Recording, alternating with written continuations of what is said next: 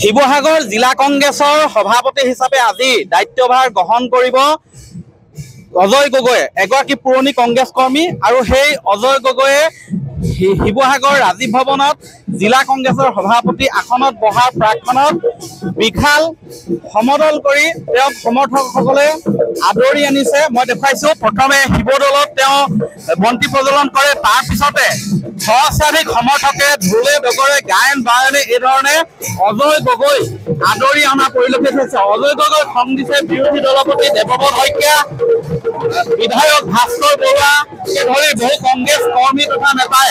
মই ভাষ্যলম পোনপ্ৰথমে অভিনন্দন জনাইছো। আজি এখন ঐতিহ্যমণ্ডিত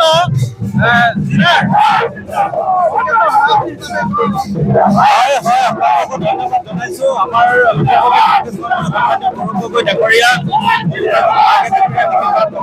সভাপতি আমাৰ নেতা ৰাহুল ডাঙৰীয়া আমাক যি দায়িত্ব অৰ্পণ কৰিছে, আমি তেখেতসকলক ধন্যবাদ জনাইছো। আৰু আজি এই পবিত্ৰখনত এই গুৰুৰ মুহূৰ্তত ৰাইজৰ উপস্থিতি এটা কৰিছে, প্ৰমাণ কৰিছে যে অনাগত দিনত কংগ্ৰেছৰ ভেটি শিৱসাগৰ অধিক শক্তিশালী হৈ উঠিব। নিৰ্বাচন আহি আছে, নিশ্চিতভাৱে ২৬ৰ নিৰ্বাচনক আগত ৰাখি আমি দলীয় সংগঠন শক্তিশালী কৰাৰ কথা ভাবিছো। আৰু আমি প্ৰত্যেকে এটা কথা কৈছো যে ৰাইজৰ যে উৎসাহৰ ঢল, এই উৎসাহৰ ঢলে এটা কথা প্ৰমাণ কৰিছে যে আগন্তুক নিৰ্বাচনত আমি শিৱসাগৰ জিলাৰ সকলোবোৰ সমষ্টিতে সফলভাৱে জয়যুক্ত হ'বলৈ সক্ষম হ'ম। লগত সং দিছে দেৱব্ৰত শইকীয়া। আজি অজয় গগৈয়ে সভাপতি হিচাপে দায়িত্বভাৰ গ্ৰহণ কৰিছে, কি ক'ব? এতিয়া নিৰ্বাচনৰ সময়, আমাৰ গোটেই অসমতে প্ৰদেশ কংগ্ৰেছ আৰু জিলা কংগ্ৰেছসমূহত সাল সলনি হৈছে। আমি সাল সলনিৰ যোগেৰে আৰু দলটোক গতিশীল কৰিব বিচাৰিছো, আশা ৰাখিছো আমি সফল হ'ম।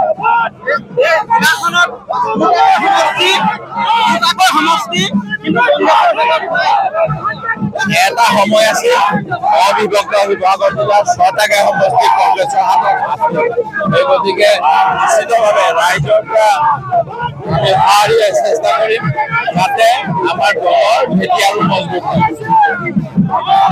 বিৰোধীৰ সৈতে আন বিৰোধী ৰাজনৈতিক দলৰ সৈতে অৱতীৰ্ণ হ'ব নেকি? হ'ব পাৰে, এইটো আলোচনা হ'ব, আলোচনাৰ পিছত ক'ব পৰা যাব, এতিয়া ক'ব পৰা নাযায়। মই গম নাপাওঁ, মই গাইগুটীয়াকে কোৱা কথা নহয়। দলগত সিদ্ধান্ত, দলে যি সিদ্ধান্ত ল'ব মানি ল'ম। সহস্ৰাধিক সমৰ্থকে এনেধৰণে অজয় গগৈক আদৰি নিছে ৰাজীৱ ভৱনলৈ। আজি শিৱসাগৰ জিলা কংগ্ৰেছৰ সভাপতি হিচাপে গ্ৰহণ কৰিব। আজি এটা শুভ দিন। আজি শিৱসাগৰ জিলা কংগ্ৰেছ কমিটিৰ নৱনিযুক্ত সভাপতি অজয় গগৈ ডাঙৰীয়া আজি কাৰ্যভাৰ গ্ৰহণ কৰিব। আজি সেই মৰ্মে আজি শিৱসাগৰত সকলো কৰ্মী কংগ্ৰেছ দলৰ প্ৰতি ওলাই আহিছে আৰু আমি উৎফুল্ল হৈছো যে নিশ্চয় আগন্তুক দিনত কংগ্ৰেছ শক্তিশালী হ'ব। আমি বিশেষকৈ ধন্যবাদ জ্ঞাপন কৰিছো আমাৰ নৱনিযুক্ত ৰাজ্যিক সভাপতি আমাৰ সাংসদ গৌৰৱ গগৈ ডাঙৰীয়া। গৌৰৱ গগৈ ডাঙৰীয়াৰ নেতৃত্বত অসমত এটা জোৱাৰ উঠিছে আৰু এই জোৱাৰে নিশ্চয় অনাগত দিনত কংগ্ৰেছক আৰু শক্তিশালী কৰি তুলিব। আমি আৰু এটা ক'ব বিচাৰো যে আমাৰ ইয়াত আমাৰ CLP নেতা দেৱব্ৰত শইকীয়া ডাঙৰীয়া আছে। তেখেতে যিখিনি বলিষ্ঠ পদক্ষেপ, এই পদক্ষেপত নিশ্চয় অসমত আৰু শিৱসাগৰ কংগ্ৰেছ দল শক্তিশালী হ'ব। মই দেখুৱাইছো যে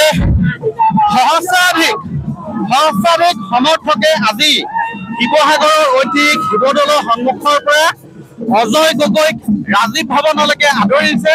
আৰু এই পুৰণি কংগ্ৰেছ কৰ্মীগৰাকীয়ে আজি শিৱসাগৰ জিলা সভাপতি হিচাপে দায়িত্বভাৰ গ্ৰহণ কৰিবলৈ লোৱাৰ মুহূৰ্তত যথেষ্ট কংগ্ৰেছ কৰ্মীসকলৰ মাজত উৎসাহ পৰিলক্ষিত হৈছে। অনাগত সময়ত লক্ষণীয় হ'ব, যিহেতু ২৬ৰ নিৰ্বাচনলৈ বেছি দিন নাই। এনে সময়তে শিৱসাগৰ জিলা কংগ্ৰেছৰ প্ৰাক্তন সভাপতি মঞ্জিৰ গগৈক আচলতে সভাপতিৰ পৰা অপসাৰণ কৰি এই অজয় গগৈক দায়িত্ব দিয়া হৈছে। এই অজয় গগৈৰ নেতৃত্বত শিৱসাগৰ জিলাত কংগ্ৰেছ কৰ্মী বা কংগ্ৰেছ দলটো কি ধৰণে আগুৱাই যাব সেয়া লক্ষণীয় হ'ব। আপুনি বিচৰা বাতৰি পাব কেৱল নিউজ 18 এপত। নিউজ 18 এপ ডাউনলোড কৰিবলৈ স্কেন কৰক এই QR কোড। গুগল প্লে ষ্টৰতো পাব এই নিউজ 18 এপ।